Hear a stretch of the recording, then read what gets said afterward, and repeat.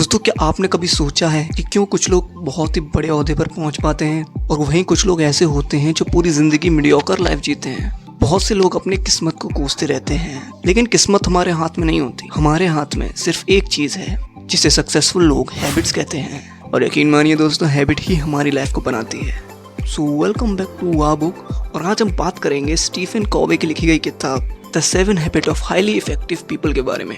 और वो 7 आदतें जानेंगे जिससे आप भी एक हाईली इफेक्टिव पर्सन बन सकते हैं, जिससे आप सक्सेस की बुलंदियों को भी छू सकते हैं। स्टीफन कहते हैं कि बहुत सी सेल्फ हेल्प बुक हमें सिर्फ पर्सनैलिटी डेवलपमेंट सिखाती है, लेकिन स्टीफन की ये बुक हमें कैरेक्टर डेवलपमेंट सिखाती है। तो आइए जानते हैं उन 7 आदतों के बारे में।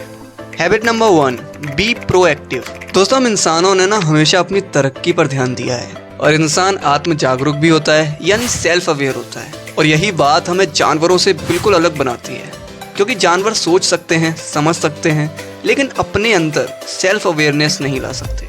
अगर मैं आपसे एक सवाल पूछूं कि आप अभी जिस भी मुकाम पर हैं या जहां पर भी हैं, चाहे आप खुश हों, चाहे आप दुखी हों, सफल हो या असफल हो, या जिस भी परिस्थिति में आज आप हो, वो किसकी वजह से हो? आपका जवाब कुछ भी हो, लेकिन ये वीडियो देखने के बाद आप सबका जवाब एक ही होगा। इस दुनिया में 2 तरह के लोग होते हैं, एक रिएक्टिव और एक प्रोएक्टिव। रिएक्टिव लोग अपनी जिंदगी के लिए हमेशा दूसरों को दोष देते रहते हैं, किसी भी गलती के लिए खुद पर जिम्मेदारी ही नहीं लेते। वहीं दूसरी तरफ प्रोएक्टिव लोग वो लोग होते हैं जो जानते हैं कि आज वो जिस मुकाम पर है ना, वो सब खुद की वजह से ही है। प्रोएक्टिव लोग अपनी जिंदगी की जिम्मेदारी खुद पर लेते हैं। प्रोएक्टिव होने का मतलब है कि अगर हमें कोई क्रिटिसाइज भी करे ना, तो हमें रिएक्ट नहीं करना चाहिए। बहुत से लोग दूसरों की बातों का बुरा मान जाते हैं और उन्हें पलट कर जवाब देने के लिए हमेशा तैयार ही रहते हैं, और ऐसे लोगों को रिएक्टिव कहते हैं। ऑथर कहते हैं कि रिएक्टिव बनने की बजाय प्रोएक्टिव बनिए। मतलब लोगों की बुरी बातों पर रिएक्ट ना करें, उन्हें इग्नोर करें, चुपचाप अपने गोल की तरफ बढ़ते रहें। अब नेगेटिव लोगों पर केवल स्माइल करें। उन्हें रिएक्शन देंगे तो वो आपका टाइम और एनर्जी दोनों ही बर्बाद करेंगे। दोस्तों, नेगेटिव लोग आपको हर कहीं मिल जाएंगे, घर में, ऑफिस में, स्कूल में, यहाँ तक कि सोसाइटी में भी। वो आपको ताने दे सकते हैं, आपकी बुराई कर सकते हैं, आपको बुरा भला बोल सकते हैं, लेकिन अगर आप उनकी बातों का जवाब देते रहोगे ना, तो आप अपने गोल पर कभी ध्यान ही नहीं दे पाओगे और अपनी ज़िंदगी में कभी सफल नहीं हो पाओगे। आपने जितने भी सक्सेसफुल लोग देखे होंगे, उनमें से आपको एक भी ऐसा नहीं देखा होगा कि जिसे लोगों ने क्रिटिसाइज ना किया हो। जब इलॉन मस्क ने सबसे पहले स्पेसएक्स बनाई थी, तो उनका विजन देखकर बहुत से लोग उन पर हंसे थे, बहुत से लोगों ने उन्हें क्रिटिसाइज भी किया था, लेकिन इलॉन प्रोएक्टिव इंसान थे। उन्होंने किसी की बात पर ध्यान नहीं दिया और अपने गोल की तरफ आगे बढ़ते रहे। और आज देखिए कि स्पेसएक्स कितनी बड़ी कंपनी बन चुकी है। तो आप भी रिएक्टिव बनने के बजाय प्रोएक्टिव बनिए। Habit number 2, begin with the and in mind. दोस्तों, जब हम कोई घर बनाने का सोचते हैं तो पहले उसका नक्शा तैयार करते हैं और फिर एक प्लान तैयार करते हैं। उसी तरह लोग हमें कैसे याद रखेंगे, कैसा हमारा ब्लूप्रिंट होगा, मतलब जब हम इस दुनिया में नहीं होंगे तब लोग हमें कैसे याद करेंगे, हमारे बारे में कैसी बातें करेंगे, ये सब हमारे ऊपर डिपेंड करता है। और क्या आप अभी वैसे इंसान हो जैसा आप चाहते हो कि लोग आपको याद रखें? कोई भी चीज़ 2 बार बनती है, एक हमारी इमेजिनेशन में और दूसरी रियलिटी में। तो इमेजिन करें कि आप किस तरह के इंसान बनना चाहते हैं। इमेजिन करिए कि आप इस दुनिया पर क्या छाप छोड़ कर जाना चाहते हैं, और फिर उसी तरह के गोल्स बनाइए और उस फाइनल गोल को अपने दिमाग में रखिए। जैसे अगर आप एक क्रिकेटर बनना चाहते हैं, तो आपका इसमें फाइनल गोल क्या होगा? लोग आपको इस फील्ड में कैसे याद रखेंगे? क्या आप सिर्फ कॉलेज लेवल पर खेलना चाहते हैं, स्टेट लेवल पर खेलना चाहते हैं, या आप एक महान इंटरनेशनल प्लेयर बनना चाहते हैं? तो इसलिए किसी भी काम को शुरू करने से पहले एक फाइनल गोल डिसाइड करें, क्योंकि जब तक आप फाइनल गोल ही डिसाइड नहीं करेंगे तो आपके दिमाग में कन्फ्यूज़न ही बना रहेगा। फाइनल गोल सोच लेने के बाद ही काम पर लगें। इससे आपका दिमाग पूरे जोश से आपके गोल की तरफ बढ़ाने में लगाएगा। इसलिए शांति से बैठिए और सबसे पहले फाइनल गोल के बारे में सोचिए और फिर एक्शन लीजिए। Habit number 3, put first things first. दोस्तों, कई बार हमारे पास करने के लिए हज़ारों काम होते हैं, तो कौन सा काम करें, कौन सा ना करें, ये डिसाइड कर पाना बहुत ही मुश्किल हो जाता है। ऑथर कहते हैं कि ऐसे काम जो हमारे लिए सबसे ज़्यादा ज़रूरी है ना, हमें सबसे पहले वही करने चाहिए।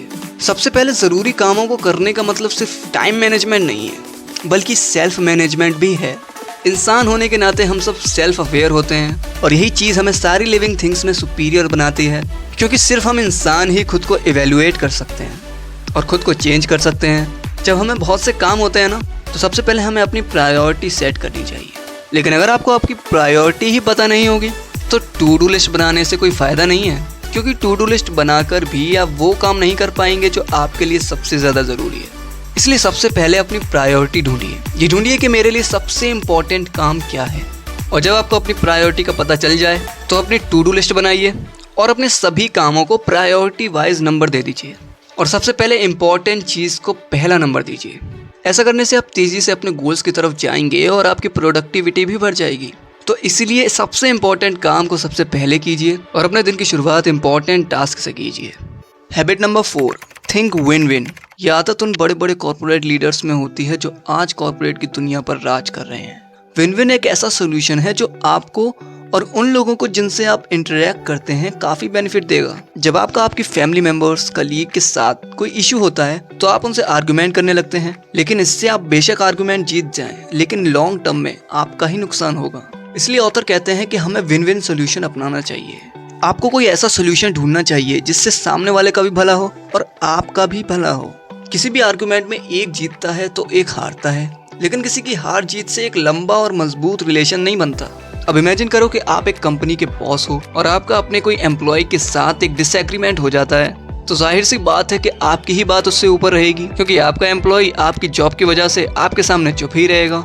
एक बॉस होने के नाते आप बेशक उस आर्गुमेंट को जीत जाएंगे, मगर लॉन्ग रन में आपकी ही हार है, क्योंकि अपने एम्प्लॉयज़ को नीचे दिखाकर आप उसे मोटिवेट नहीं कर सकते। वो आपके लिए काम तो करेगा लेकिन मन से नहीं करेगा और कुल मिलाकर आपका नुकसान ही होगा। इसलिए कॉम्प्रोमाइज़ करना हमेशा अच्छा होता है। अगर आप हमेशा विन विन सिचुएशन सेटल करते हैं तो आपके एम्प्लॉयज़ ज़्यादा इफेक्टिव होंगे और ये आपकी कंपनी के लिए फ़ायदेमंद होगा। और इसी तरह आप विन विन सिचुएशन को हर जगह इस्तेमाल कर सकते हैं। इसलिए हमेशा विन विन सिचुएशन बनाने की कोशिश करें। Habit number 5, seek first to understand then to be understood. दोस्तों, क्या आपको याद है कि लास्ट बार कब किसी ने आपसे अपनी प्रॉब्लम शेयर की थी और आपने उसकी बातों को सही से सुना भी था या नहीं? क्या आपने अपनी एडवाइस देने से पहले उसकी फीलिंग को समझा था? हम अपनी राइटिंग, रीडिंग, स्पीकिंग और लिसनिंग के जरिए कम्युनिकेट करते हैं। बचपन से पढ़ना, लिखना और बोलना सीखने के लिए हमने कितने साल लगा दिए हैं, लेकिन किसी की बात को सुनने के लिए तो हमने कोई ट्रेनिंग ली ही नहीं है। और किसी के साथ भी कम्युनिकेट करने का सबसे बेस्ट तरीका यही होता है कि हम सामने वाले की बात को सुने और उसकी बात को समझने की कोशिश करें। और गुड लिसनिंग वो होती है जब हम खुद को सामने वाले की सिचुएशन में रखकर सोचते हैं और उसकी बात को रियली में सुनते हैं। और इसी से आप जान पाएंगे कि सामने वाले के इंसान के मन में क्या चल रहा है। लेकिन जब आप सामने वाले की बात को ढंग से सुनेंगे ही नहीं तो आप उसकी मदद नहीं कर पाएंगे। एक बार एक आदमी एक ऑप्टिमिस्टिक के पास गया। उसको देखने में थोड़ी सी प्रॉब्लम हो रही थी। उस आदमी ने उस ऑप्टिमिस्टिक को बताया कि मुझे सही से दिखाई नहीं दे रहा है। तो उस ऑप्टिमिस्टिक ने अपना चश्मा उतारा और उस आदमी को दे दिया और उससे कहा कि ये पहन लो, मैं भी इसे 10 साल से पहन रहा हूँ और मुझे तो सब साफ दिखाई दे रहा है। उस आदमी ने उस ऑप्टिमिस्टिक की बात मान ली और उसके चश्मे को पहन लिया। लेकिन ऑब्वियस सी बात है, फिर भी उसे कुछ सही से दिखाई नहीं दे रहा था, क्योंकि उस सामने वाले के चश्मे का नंबर थोड़ी ना पहन सकता है यार। हम भी कई बार ठीक इसी ऑप्टिमिस्टिक की तरह बिहेव करते हैं। हम ये ट्राई ही नहीं करते कि सामने वाला कैसा फील कर रहा है। इसलिए अगर आप रियली में सक्सेसफुल होना चाहते हैं, एक हाईली इफेक्टिव इंसान बनना चाहते हैं, तो कम्युनिकेट करने की इस टेक्निक को अपनी लाइफ में ज़रूर अप्लाई करिएगा। और सबसे पहले दूसरों को समझने की कोशिश करिए और फिर उनसे एक्सपेक्ट करिए कि वो भी आपको समझेंगे। Habit number 6, synergy. दोस्तों, हम बाकी लोगों से बिल्कुल अलग होते हैं। हमारे बिलीव्स, हमारे डिसबिलीव्स, हमारे पॉजिटिव साइड्स, हमारी नेगेटिव साइड्स सब हमारे अपने होते हैं। हम इस दुनिया को अपने पॉइंट ऑफ व्यू से देखते हैं और क्योंकि दूसरे हमसे बिल्कुल डिफरेंट होते हैं इसलिए हम उनसे ज़्यादा मिलना पसंद ही नहीं करते। लेकिन ऑथर कहते हैं कि आप इन्हीं डिफरेंसेस का फ़ायदा ले सकते हैं, क्योंकि जब आप दूसरों से बात करते हैं या फिर दूसरों के साथ कोऑपरेट करते हैं तो आप दूसरों के point of views, experiences, skills, knowledge ही ले रहे होते हैं। जब हम ऐसे किसी के साथ कोऑपरेट करते हैं तो इसी को साइनर्जी कहते हैं। तो इस चीज़ का हाईली इफेक्टिव लोग बहुत ही अच्छे से फ़ायदा उठाते हैं। हाईली इफेक्टिव लोग ये जानते हैं कि वो इस दुनिया में अकेले कुछ भी अचीव नहीं कर सकते, इसलिए उन्हें दूसरों के साथ और कोऑपरेशन की ज़रूरत तो पड़ेगी ही पड़ेगी। इसलिए हाईली इफेक्टिव लोग लोगों के साथ कोऑपरेशन करते हैं, दूसरों के एक्सपीरियंसेस, नॉलेज, स्किल्स से अपने आप को भी इम्प्रूव करते रहते हैं। तो इसलिए आप भी अपने आप को साइनर्जाइज कीजिए और दूसरों के साथ कोऑपरेट कीजिए। Habit number 7, sharpen the saw. दोस्तों, जिस तरह से एक बड़े से पेड़ को काटने के लिए हमारी कुल्हाड़ी या फिर हमारी तलवार की धार का तेज होना बहुत ज़रूरी है, उसी तरह हमें अपने बड़े बड़े गोल्स को अचीव करने के लिए अपनी स्किल्स को इम्प्रूव करते रहना चाहिए। ऑथर कहते हैं कि अगर आप समय के साथ साथ अपनी स्किल्स को इम्प्रूव नहीं करेंगे तो इसमें जंग लग जाएगी और आप कभी भी आगे नहीं बढ़ पाएंगे। ऑथर कहते हैं कि हमें इन 4 एरियाज में अपनी स्किल्स को इम्प्रूव करते रहना चाहिए, physically, spiritually, socially and mentally. Physically fit होने के लिए हमें रोज एक्सरसाइज करनी चाहिए और जंक फूड को अवॉइड करना चाहिए। स्पिरिचुअली फिट रहने के लिए हमें मेडिटेशन करना चाहिए, योगा करना चाहिए और अच्छे म्यूजिक को सुनना चाहिए। सोशली फिट रहने के लिए हमें समाज सेवा करनी चाहिए और लोगों की मदद करनी चाहिए और साथ ही साथ अपने कम्युनिकेशन स्किल्स पर भी ध्यान देना चाहिए। मेंटली फिट रहने के लिए आप बुक्स पढ़िए, सेल्फ इम्प्रूवमेंट वीडियोस देखिए और वाव बुक यानी मुझे सब्सक्राइब कर लीजिए, क्योंकि मैं भी आपको बुक्स की नॉलेज से लाइफ में आगे बढ़ने के लिए इन्फ्लुएंस करता रहता हूँ।